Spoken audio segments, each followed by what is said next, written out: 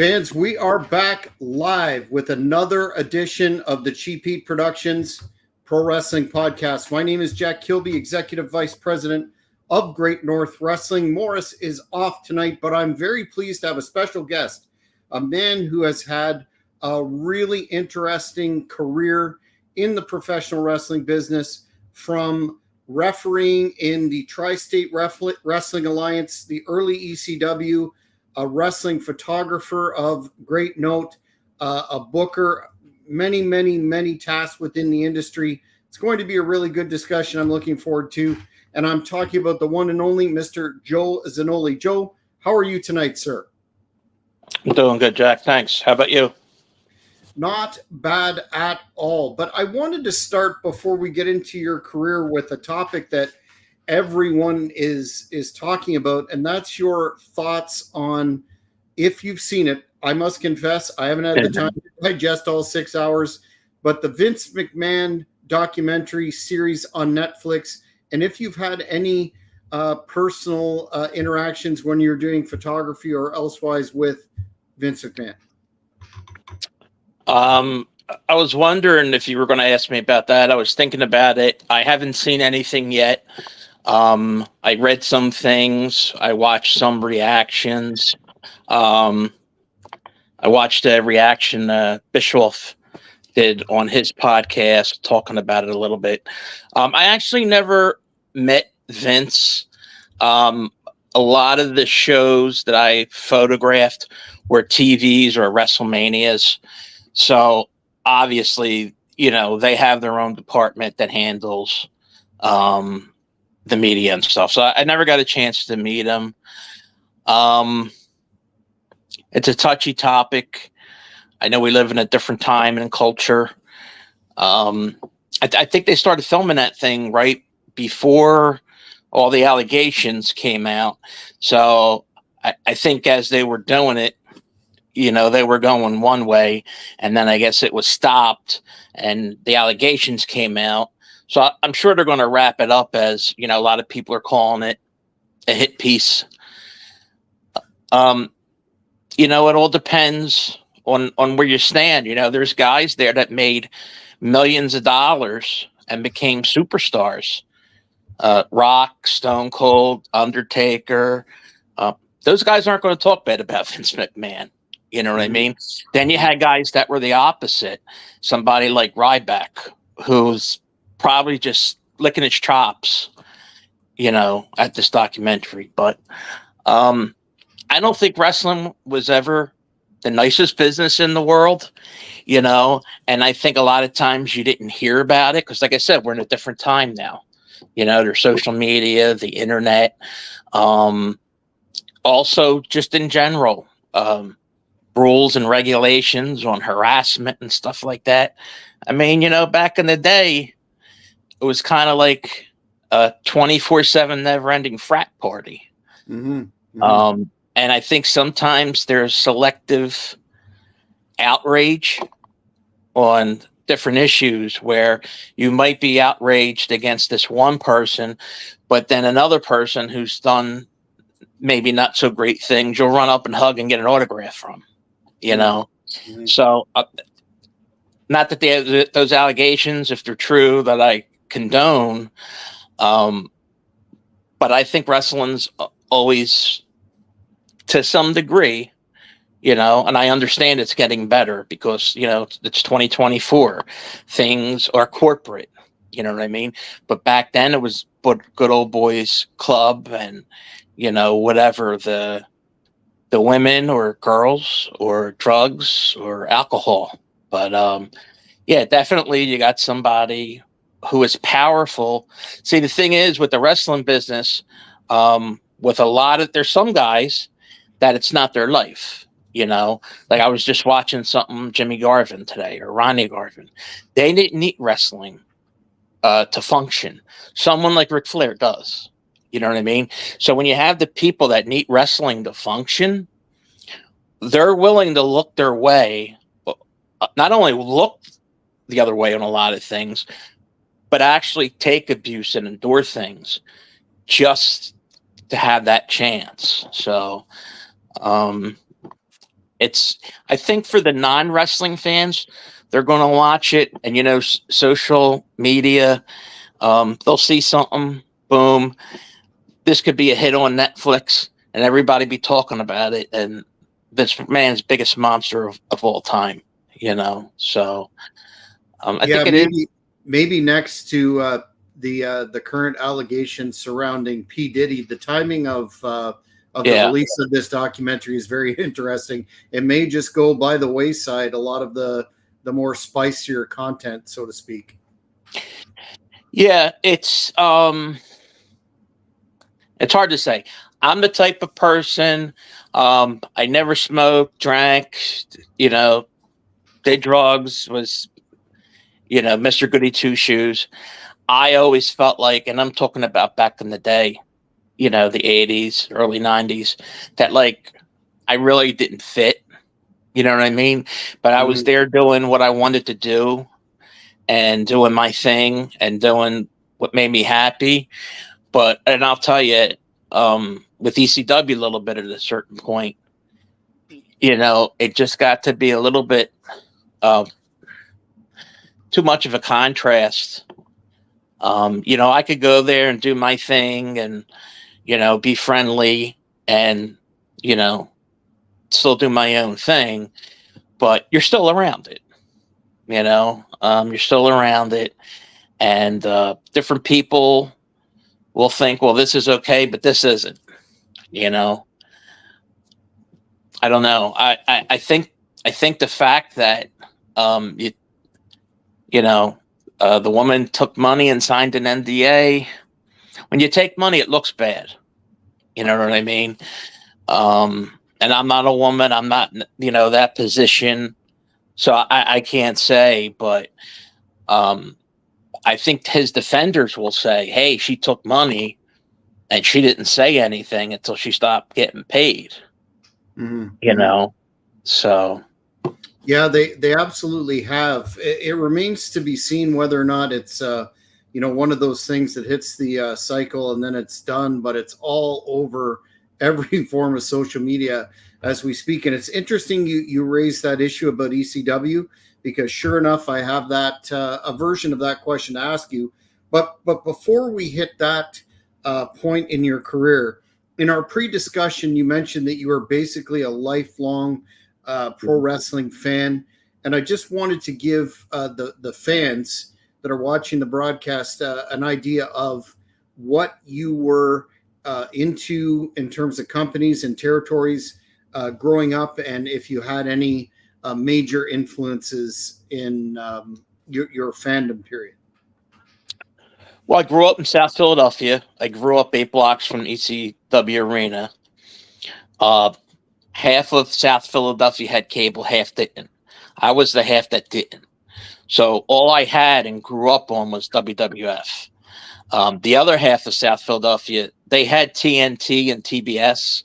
So they had Joe Blanchard, Southwest. They had TBS, Georgia Championship Wrestling, NWA. All I ever had was WWF. And I think the first thing I saw on TV was Peter Maivia turning heel. So I was born in 71. That was probably 77-ish, 78. So about 7 years old. The first live show I went to was at the Spectrum. And I remember it was Dusty Rhodes and Billy Graham in a bull rope match with blood. And that was November, either 78 or 79.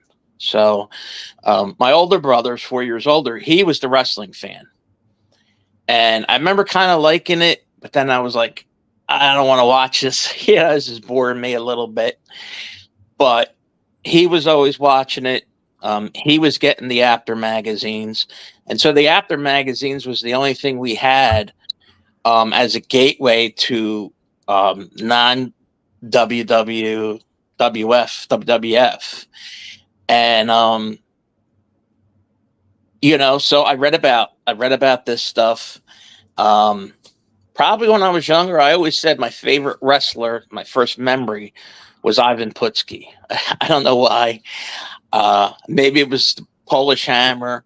I remember liking him and Tito as a tag team.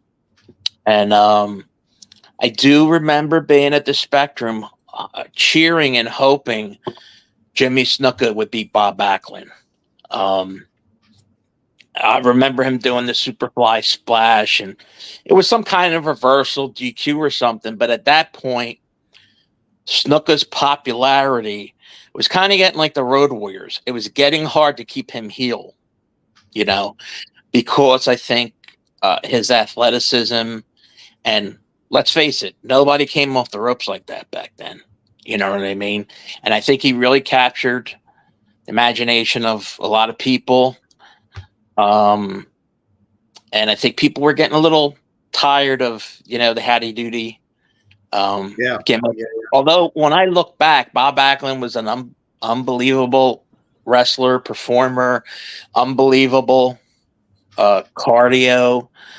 One of my favorites. And I mean, whatever heel they fed him, a match with Mike Sharp or Buddy Rose, who, you wouldn't say were the greatest workers in the world, although Buddy Rose, I think, was a great worker. Unbelievable bumps. But I always thought Backlund had good matches with everybody, and he had underrated strength. I don't know if you remember seeing, or how far back you go, the moves where he would, be on the ground and like an arm bar and work his way up and have the guy up on his shoulder, Yeah. Absolutely. So, yeah, he was a strong guy. But I remember like late 84 in South Philly. I remember it was Channel 35, Spanish speaking station. It was fuzzy. I remember it was Hugo Sagnanovich. I don't think it was WWC. I think it was a Spanish version of Crockett. And I remember Tully and Carlos Colon were feuding. I remember Abby was there. And I was like, but I wish I could see this in English. I wish it was here. And not long after that, Channel 17 in Philadelphia, Worldwide Wrestling came on in January 85, Crockett. And, Philadelphia, and of course, Philadelphia was a perfect petri dish for ECW to grow. You have to know the Philly fans. The Philly fans have booed the Easter Bunny and Santa Claus.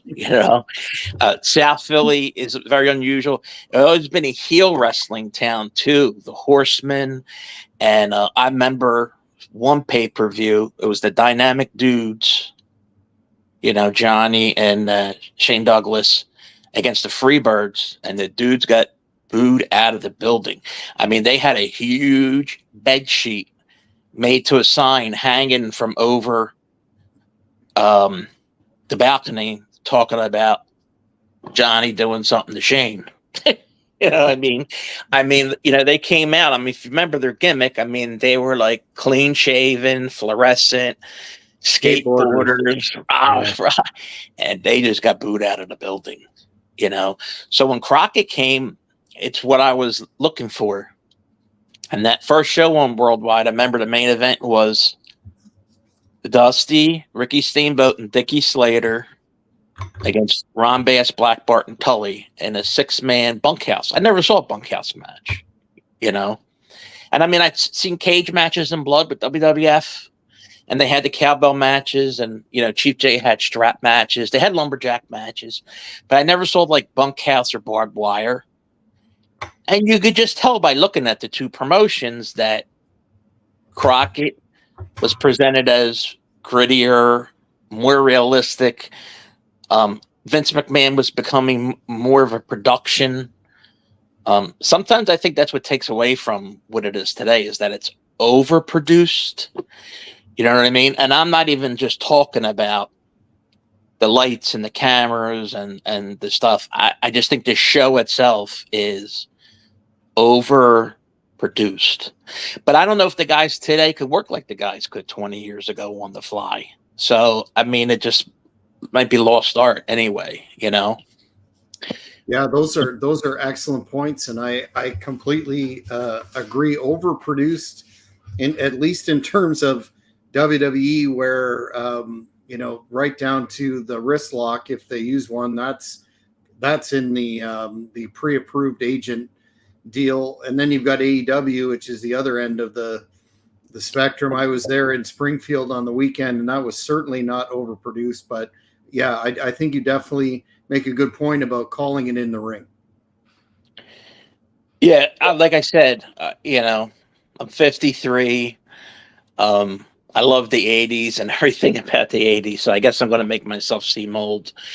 But I think the other part of it, too, is the loss of kayfabe, and I think kayfabe would have died anyway if Vince McMahon didn't break kayfabe. What was it, 85 or whatever? Because I think you were able to maintain the mystery because you didn't have the internet and social media. So if Vince McMahon didn't kill kayfabe, the technology would have. So, but I realize people know, and even back then, I think people knew, it wasn't real. And I know kayfabe's dead, but it just seems like they're constantly telling you it's fake. Like it's like they're rubbing it in your face. Like these post pay-per-view or PLE scrums, I know AEW does them. I don't know what WWF does on theirs or WWE, but I mean, it just seems like they're out there to give you like the director's cut of what happened, what the storyline was, why they decided to do the storyline, why didn't they do something? And it's just like, yeah, I don't know, it kills it for me, it's like a movie. When a movie comes out with the director's cut, Yes. I could see like if you have an interest in it, like you're an aficionado or something like that, your interest goes beyond that of a fan. But to watch that the first viewing, you know what I mean? You want to watch the story, and I just think, I don't know. I think there's things that you can do, and guys have tried to do things over the years, like say like Brian Pillman's character where he tried to kayfabe everybody, and everybody's like, oh, what's going on with this guy? Is he, you know what I mean? Mm-hmm. And guys have tried to do things, and I think you can do some things like that. But again, I know you can't bring kayfabe back, but I don't think two guys beating the hell out of each other should be taking pictures together after a match. I just don't. If it's a face-face match, you know what I mean, and it ends, good match, good competition, or something like that. But it's just too much. I think it's just too much. My opinion, anyway. No, and I think a lot of old school fans that watch this channel and the Hannibal TV would agree with you. I noticed in your in the information that you were providing to me in advance that you had an opportunity to meet the late great Gorilla Monsoon, who Brian R. Solomon is doing a book on. Oh, what yeah. was the story with that? That's a tremendous story. So that was the first wrestler I met. That was in 1980. My family had a house in the residential area in the Jersey Shore, and they used to run WWF used to run the Wildwood Convention Center. So I think Monsoon promoted, because Monsoon was from I forget what township he's from, Willingboro, I think, in Jersey. So I think he took care of a lot of the Jersey towns. So he was on the boardwalk, sitting in a chair at a table selling tickets. Just, you know what I mean? It wasn't glamorous WWE then. I mean, it was like an indie show, guy sitting out front selling tickets. And of course, I knew who Real Monsoon was. I had to be 10. I don't know. He must have said, "Do you want to arm wrestle?" We arm wrestled. I won, of course. And that was the first wrestler I met. And going to those shows, and a lot of the matches, like the old Spectrum, I mean, they would have like 6 or 7 preliminary matches.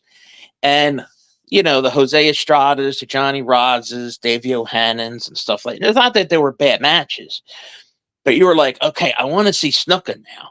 You know what I mean? Or I want to see Andre now or whatever. But those smaller shows were a little bit scaled down.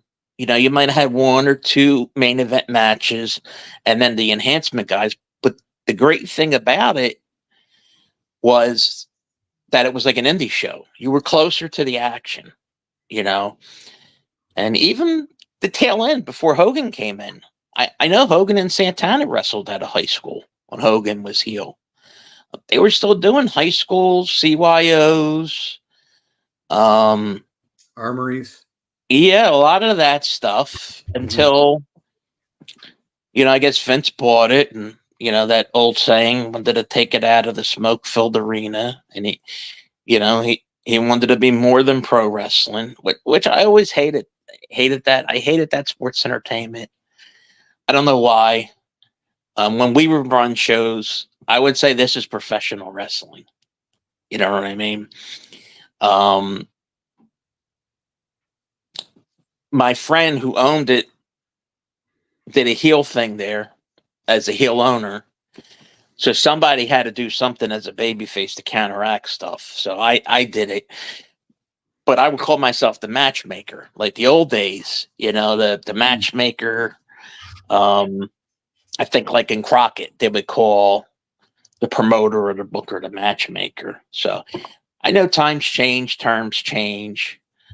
But that whole thing with Vince, that was one thing I didn't like. And I guess superstar does sound better than professional wrestler.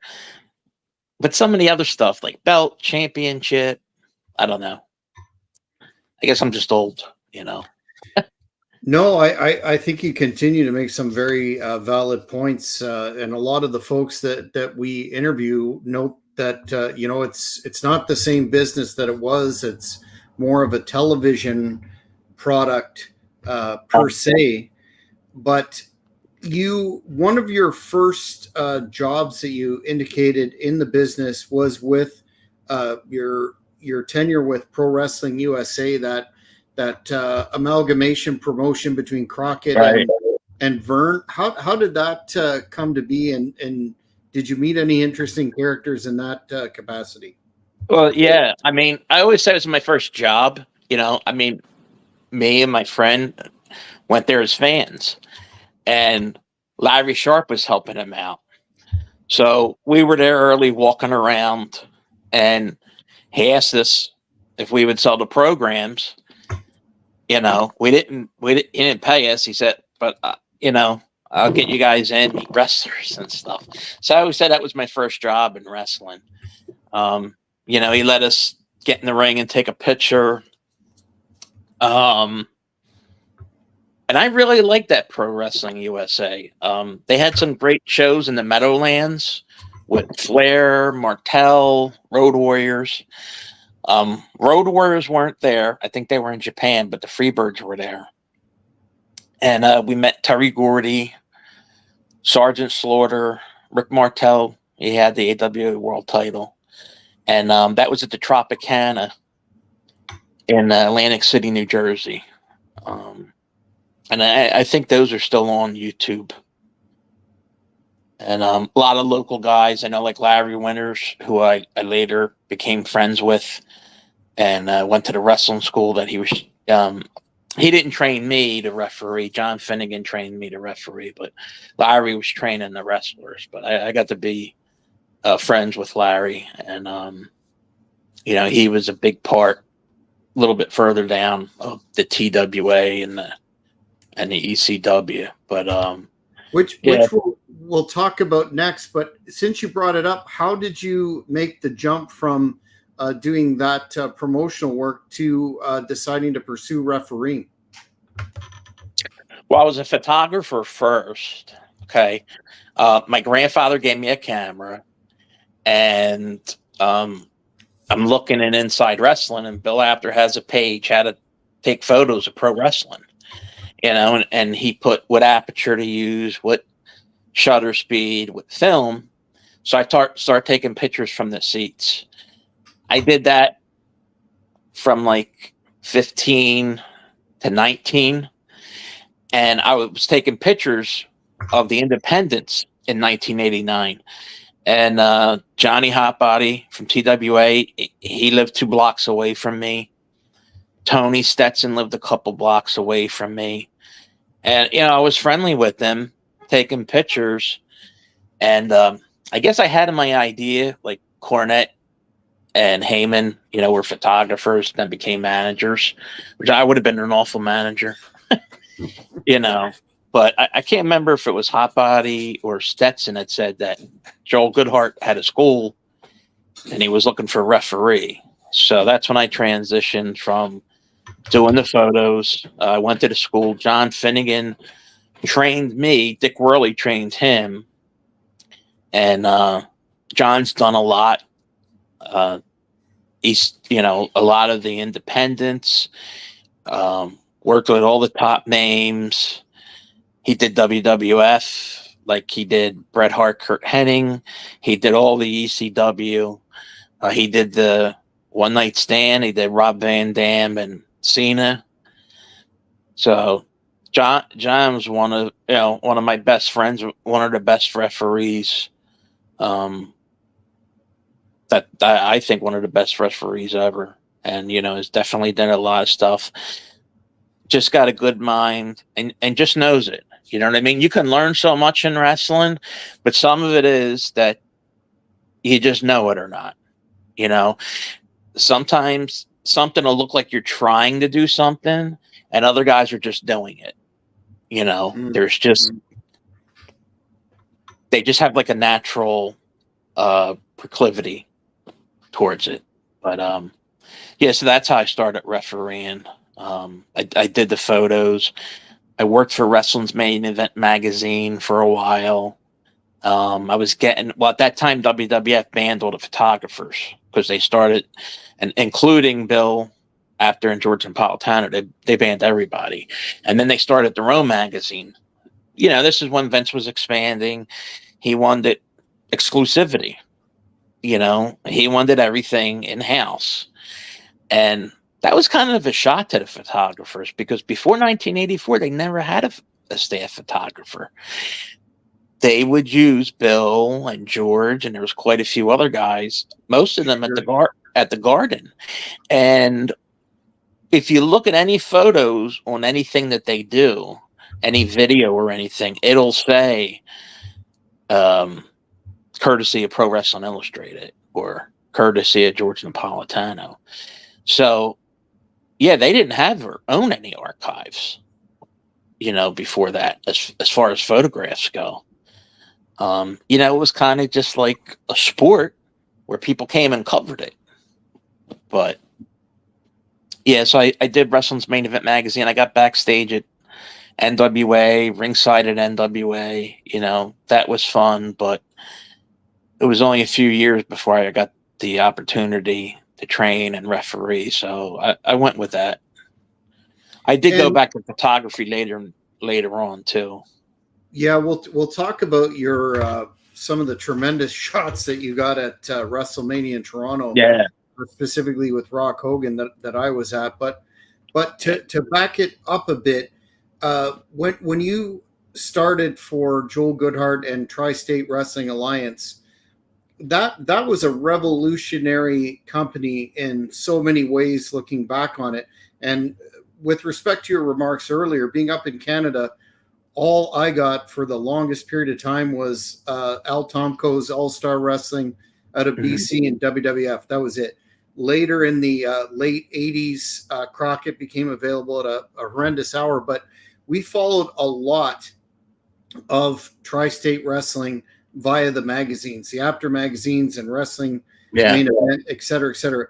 What was your impression of the company when you landed? And in terms of, I'll ask you some of the notable matches that you've been involved in. You've been involved in some classics, but what was your impression of that organization when you started? Well, actually, before I went to Joel's school and refereed there, he had a radio show in a fan club. with a partner, Carmela Panfill. So I knew them. I was part of the fan club. I would go on trips with them. I would go, down to the radio station and watch them do the radio station. So I had already known Joel. He before I started there as a referee. The thing you got to remember is, he started about 88. I'm not sure what year Crockett sold to TBS. I guess 89. 89, yeah. At that point, there was a big shakeup. There was a lot of free agents. Cornette and Stan Lane left. Around that time, before Tully and Arn left. But it was a time in wrestling where you had a couple dozen big name guys not under contract. And basically, Joel used all of them. You know what I mean? So, Joel had the bar shows and Joel had shows at high schools and stuff. But I always told him, I said they were like super cards or super shows. He had 4 a year and he loaded them up, whoever was out there that was available, Abdullah, Terry Funk, Jerry Lawler, Rick Rude, Paul Orndorff, Honky Tonk Man. And he did these like dream matches. Like he did Lawler against Honky Tonk Man because people knew they were cousins, like cool stuff like that. I know he talked on one of the shows about doing Jimmy Valiant and Adrian Street. He said that the people weren't interested, but that was a big feud in the business. It was a big feud. I think they feuded in Crockett. I'm trying to think. And Memphis. Memphis, I remember that feud from, but it could have been Crockett. Yeah. I might be thinking Kabuki and Jimmy Valiant and Crockett. I don't know. But so yeah, he basically got every free agent out there, and I think at one point he was close to getting Flair because then Flair started with WWF. And he had the thing with Buddy Landel, who Buddy Landel was great. I always liked Buddy even before I met him. I loved Flair as a babyface. And when they did Flair and Buddy Landel in 85, I loved it, I thought Buddy was more than just a copycat. That was his gimmick, that he was a copycat. But I thought he brought enough of himself to it. And when he came in TWA, he had made some mistakes and burned some bridges, and he was looking to gain trust back. But he was super friendly and helpful to the locker room. And he really was like a leader and a team player. He helped me out a lot of times, advice. One of my favorite matches I did was Buddy and Austin Idol, and they went around the building. And so it was a big thing around the building. I remember, I don't know if you ever like the garage doors that come down. They're like aluminum. Well, it was like halfway down. I forget, one of them took me and threw me into it, but the floor was wet and I slipped. Ouch. And after they're like, wow, that was a great bump. I said, I didn't have much choice, because I slipped on the floor. But you kind of learn how to, I never could work or wrestle a match, but I could take the bumps. You had to learn. The first time I took a pile driver was like my second show from Terry Funk on the concrete. I didn't know it was coming and I didn't know how to take it. Well, the second time I took it, I knew how to take it, because I didn't kick my legs off. I didn't know. He didn't start you up beforehand? No. Guys like Terry and Abby and even Manny a little bit, the nicest guys, but when they get in that ring, it's Terry Funk. You know what I mean? And it was just like a big run in, everybody run in, pull apart. But yeah, he pile drive me on the floor. So I was lucky I didn't get hurt. Um, Did you get a little extra for that one? No. The extra was, I got pod drive by Terry Funk. And then later in ECW, I think I sent you a picture. I didn't know this was coming either. He hung me with a chain over his shoulder. And that was in the open of the Eastern ECW show for a long time. And I didn't know how to do it. I mean, just common sense. I was trying to put my hand in between the chain. I'm like, I think I'm good, you know? Oh, wow. That's But what was your reaction after those incidents? Did you say, hey, next time let me know, or you just rolled with it? It was a 19-year-old kid starting, you know. I probably would have been the logical thing to do. That's where Buddy Landell came in. He would grab me and say, hey, look, one time Paul Orndorff pushed me and I landed on a chair and it was upside down. I landed on the leg. So I kind of got hurt a little bit. Now, it wasn't intentional. You know what I mean? The chair just happened to be there. He goes, no, man, somebody hurt you. You got to tell them. You know, that's the stuff Buddy would do. But the only time I got hurt was with Abby.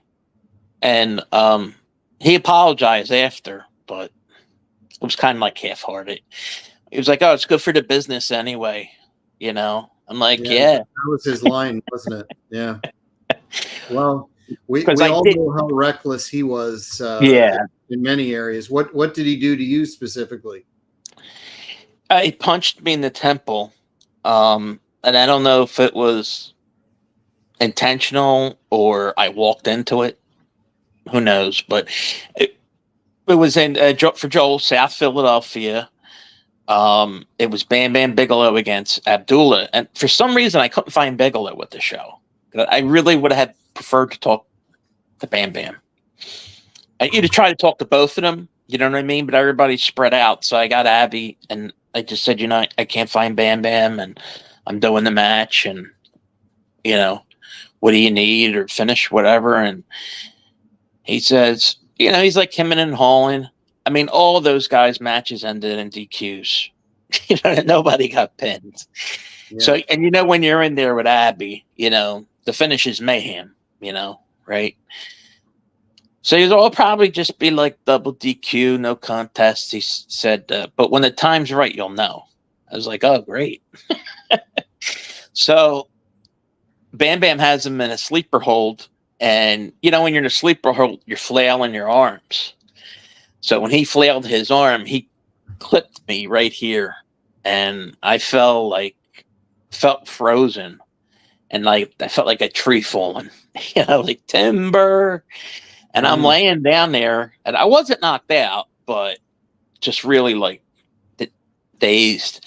And Bob Ortiz, the ring announcer, is like, Joe, they're coming back. Roll this way. So I rolled under the ring, under the ropes, and they got me. And I talked to him after, and I told him. I did tell him. And he said, oh, sorry about that. He was good for the business anyway. And, I got checked out the next day at the hospital because my face really blew up. But we had a show that night. I went to the show and refed. So, well, he was certainly notorious for taking liberties, and we all are aware of what he did to my partner on the Hannibal TV, Devin Nicholson. So don't have a lot of respect for him, and he seems to still be out there grifting people. But enough about Abby. I wanted to ask you about the match that my personal TWA favorite series of matches. One that, of course, I didn't get TWA, and I was too young to go to the shows myself at that time, but covered in the magazines, especially Wrestling's Main Event, and that was Eddie Gilbert versus Cactus Jack. Can you talk about that match, the barbed wire encounter specifically that you were a part of, and how you prepared for that one?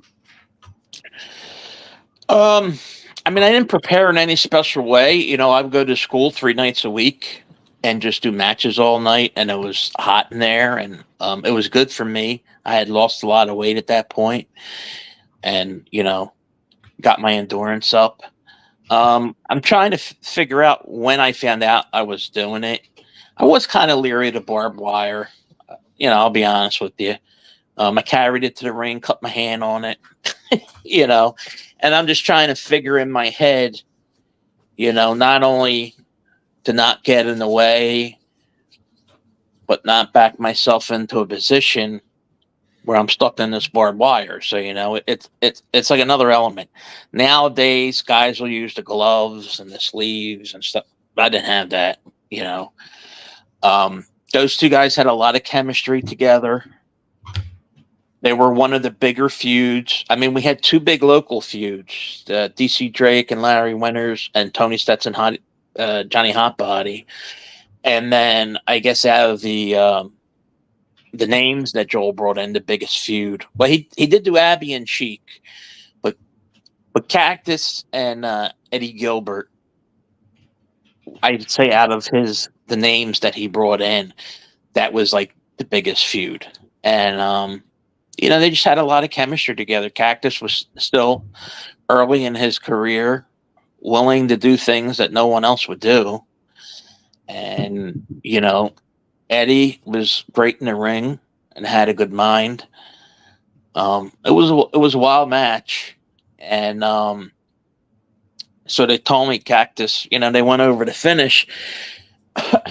He says, I'm going to have him down in the corner. You grab me by my hair and pull me back. I'm like, oh, okay.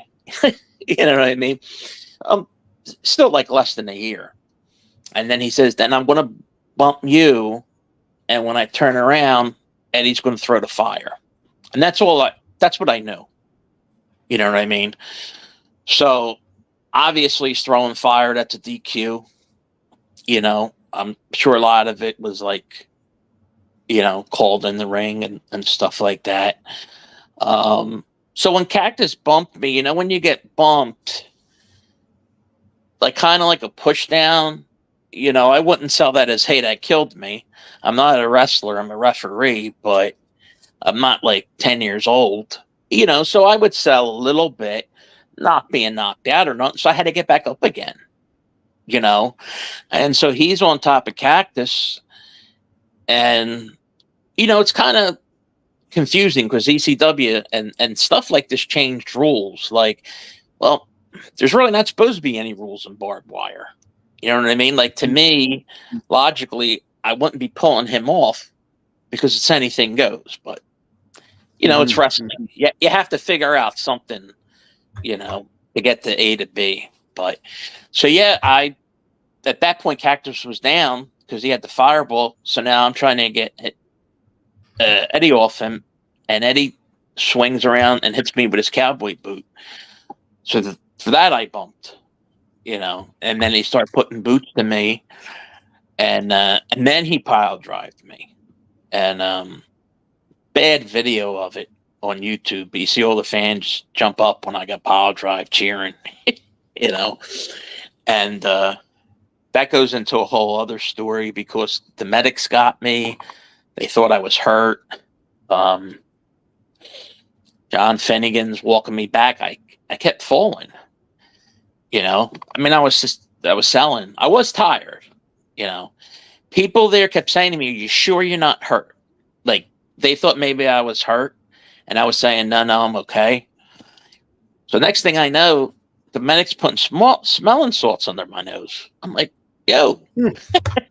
They tape blocks around my neck. And they put me on a stretcher. And they put me on a stretcher.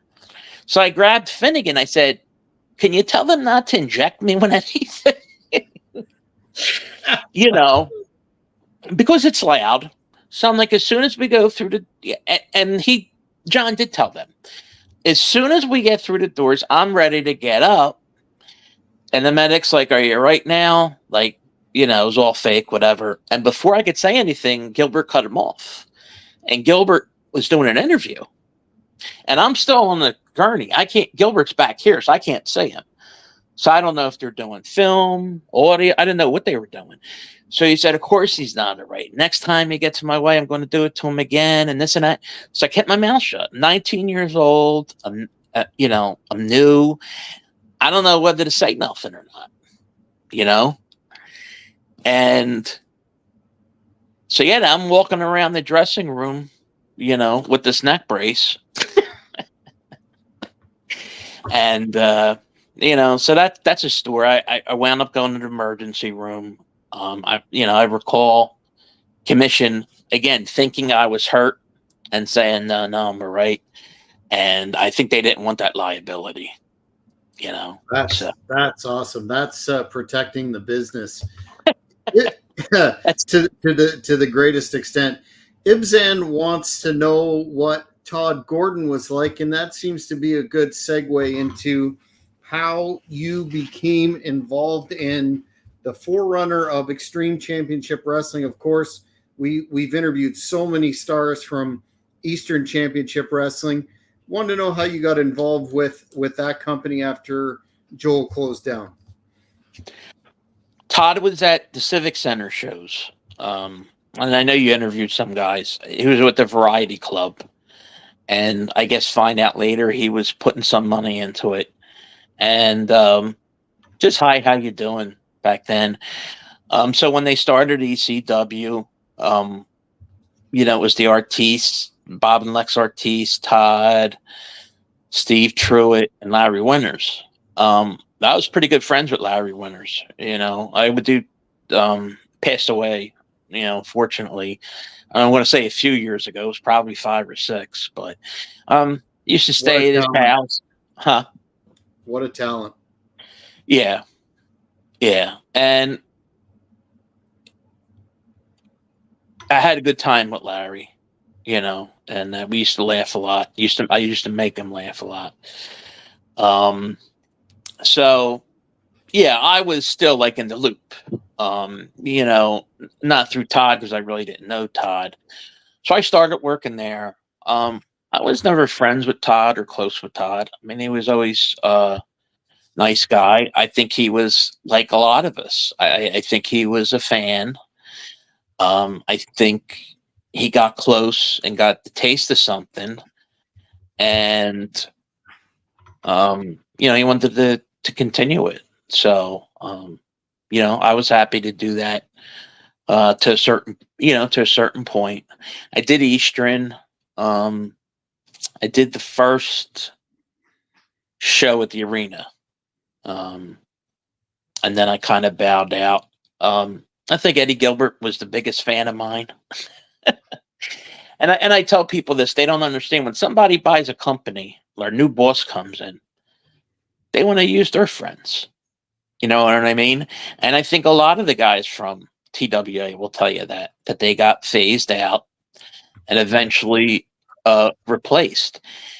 And I know it's just, it sucks, but it happens a lot. If I'm running, I'm going to use the guys that I know, the guys that I like, the guys that I see something in. We have somebody else come in, they have a whole other perspective and point of view, and they have friends and they have guys that help them. I basically left. I wasn't asked to leave, but I was just getting the vibe, and I had some personal things going on, and just was starting to get that feeling, where you get the feeling where you're not wanted, and that was just a feeling I got. So, I'm glad I did it. Was that after Eddie left, or whatever way you want to call it, as Booker? No, he was still there. Yeah, he was still there. Yeah, I don't think he was a particular fan of mine. He brought in Jerry Lawler's son, Kevin Christopher, to use as a referee. So I was getting less matches. Not saying that I had to get a certain amount of matches, but I just didn't think he was a fan of my work. Others were, and I mean, hey, that's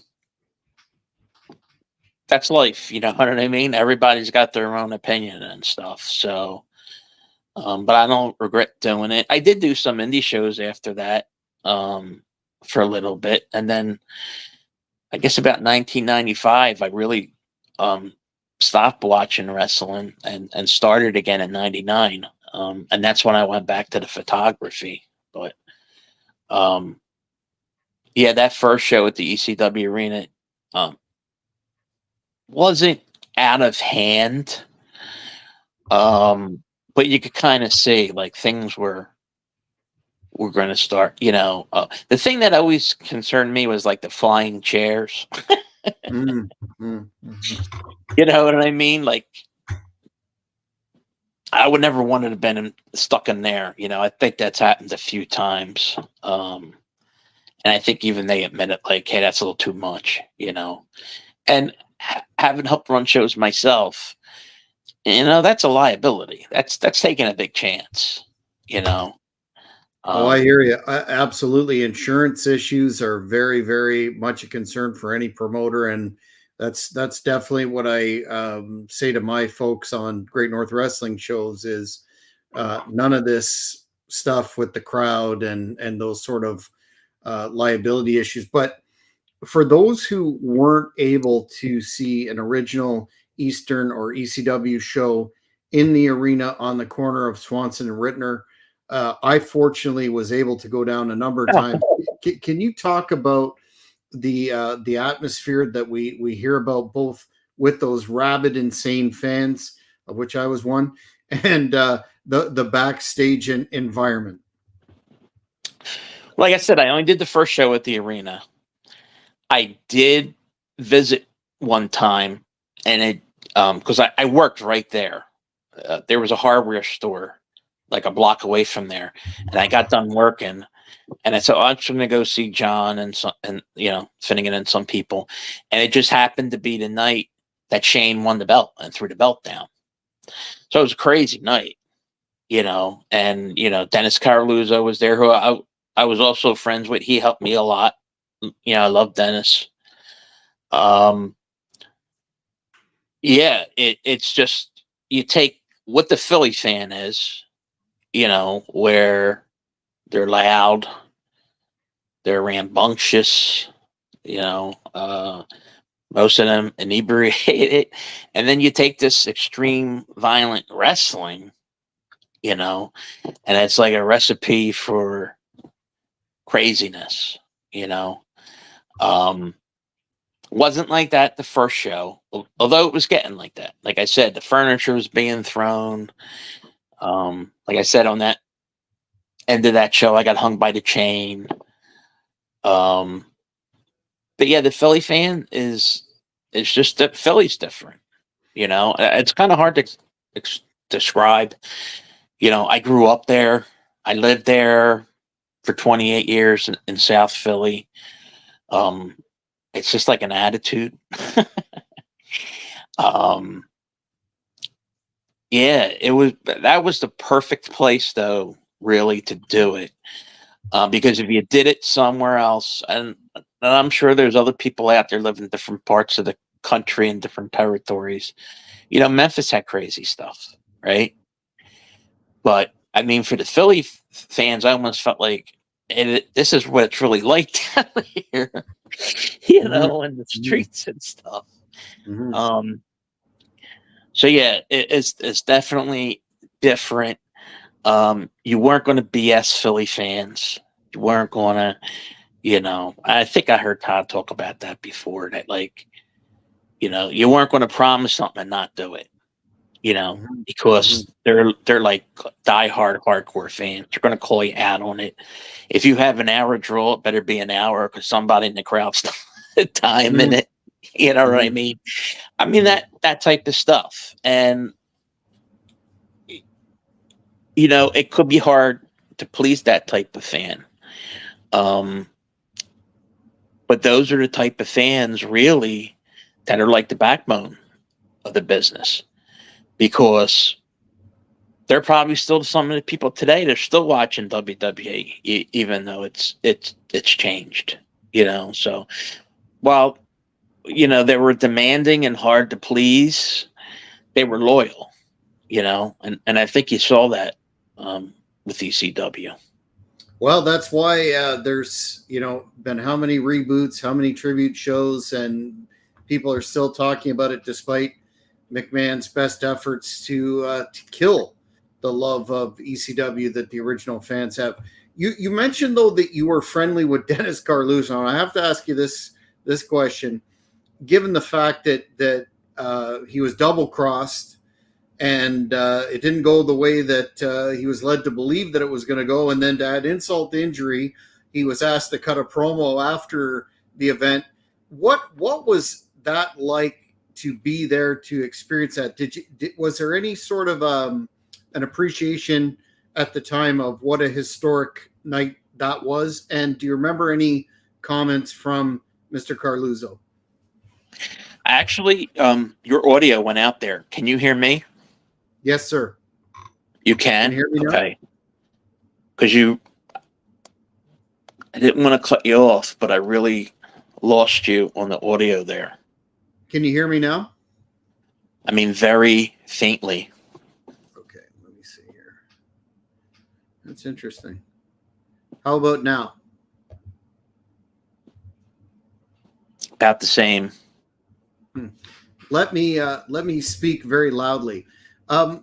In terms of the night that you were there for the throwing down of the belt and Carluso being double crossed, was there an appreciation at the time of the historic nature of the event? And did you get any comments from Dennis Carluso in the aftermath? I have been friends with Dennis. He helped me with some things. He was involved with Lawler in Memphis. Lawler had a VHS tape, World Champ.